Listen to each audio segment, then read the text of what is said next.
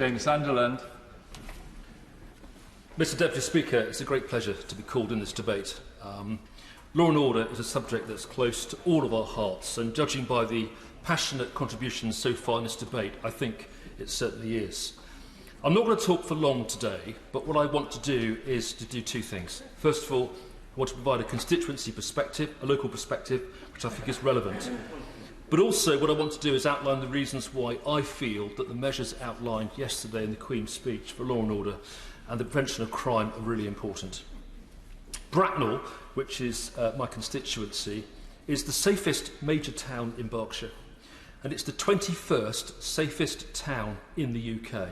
It's a great accolade, and these are stats that are taken from the crimerate.co.uk website, and I would urge everyone to look at them. The overall crime rate in Bracknell was 60 crimes per 1,000 people in 2021. And this compares favourably to Berkshire's overall crime rate, coming in 25% lower than the rate of 75 per 1,000. That's really good. East Berkshire is a pretty good place to live. The offer is excellent. Good schools, we've got good roads, we've got near full employment, and I'm very proud to represent people who live in Bracknell constituency. In Crowthorne, which is deemed to be a small town on the analysis, it's probably a village, but it's 43 crimes per 1,000 people, coming in 76% lower than the Berkshire overall crime rate. At Sandhurst, the overall rate is 45 crimes per 1,000 people, coming in 69% lower than the Berkshire rate. And lastly, Finch Hampstead, certainly a village, categorised as one of the top 5 safest small towns or areas in the whole of Berkshire, and has a rate of 36 crimes per 1,000 people. The most common crime recorded in my constituency is violence against the person, and also, sadly, sexual violence. So we have work to do, and therefore I welcome a number of the measures that have been announced in the Queen's speech. I don't want to wax too lyrical about what we've already heard, and the Home Secretary has covered all of the detail, but we've got the Public Order Bill, we've got the Economic Crime and Transparency Bill, we've got the Modern Slavery Bill, the National Security Bill, we've got the Draft Protect Duty Bill and the Online Safety Bill. But what I want to do briefly is just focus on 3 of them. Firstly, the Draft Victims Bill, in my view, will set out to restore victims' confidence that their voices will be properly heard and that perpetrators will be brought to justice. That's really important for my constituents. The Online Safety Bill, which creates a new regulatory framework that improves the user safety online, that will safeguard freedom of expression, making the UK one of the safest places to be in the world to be online.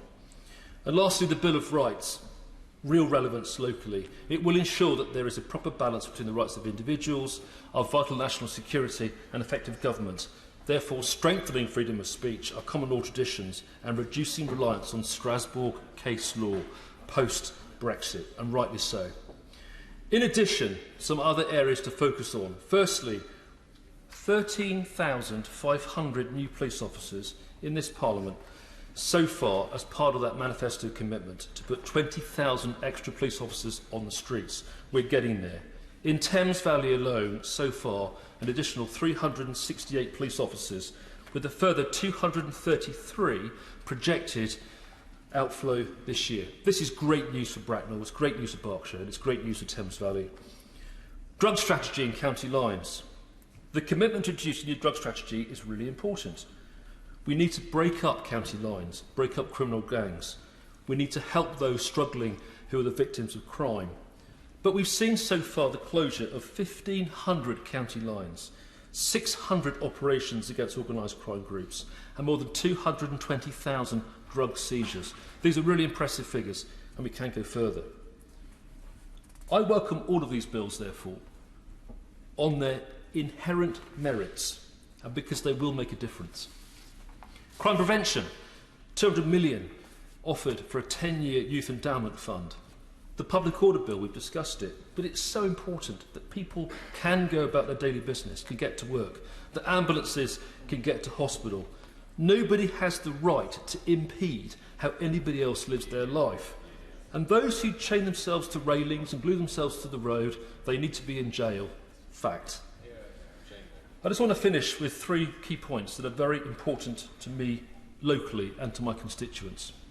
Firstly, antisocial behaviour need stronger powers.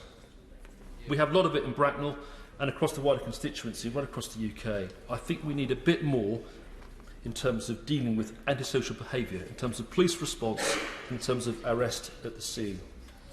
Antisocial driving is another feature locally. On Saturday evening at Birch Hill Sainsbury's in Bracknell, we had a big car meet. Fine, I love cars, a motorsports fan, I chair the motorsports APPG, but activity like that needs to be managed and controlled. We had people spinning cars, donuts, tyre smoke, huge noise. It got to the point where residents were being assaulted. This cannot happen. I would urge, first of all, Sainsbury's to lock their car parks at night if the shops aren't open. What an easy way of dealing with it. But also, I would urge Bracknell Forest Council, the Thames Valley Police and Crime Commissioner, Thames Valley Police, to deal more responsibly with these incidents, because they just cause misery for all those concerned. We've got to cut down on speed, we've got to cut down on antisocial driving, we've got to cut down on noise nuisance. It's really, really important. 2 further points before I finish. Luke Ings, a constituent of mine, was jailed at the age of 18 for a fray. He's now 37 years old. He's still in Durham prison. He's done his time in my view. He is what's known as an IPP prisoner, an imprisonment for public protection prisoner. He has an indeterminate sentence. I think we need to review, if I may, Minister, IPP prisoners to make sure that we're not locking people up beyond the point at which they have to be. He's done his time. Let's please release him. And my last point, young Stacey Queripel, aged 7 years old. She was found dead, murdered in woods in Bracknell 29 years ago. I therefore think we need to focus a bit more on cold cases and cold case reviews. I want to see more police resources given to that particular crime and all those like it. Nobody has been brought to justice in 29 years and the family still resides in Bracknell. I think we can do a bit more in terms of cold case reviews. To conclude, Mr Deputy Speaker, I'm very happy with the announcements made yesterday. I'm very supportive of the government. I think the bills will make a difference, but I also think we can go further.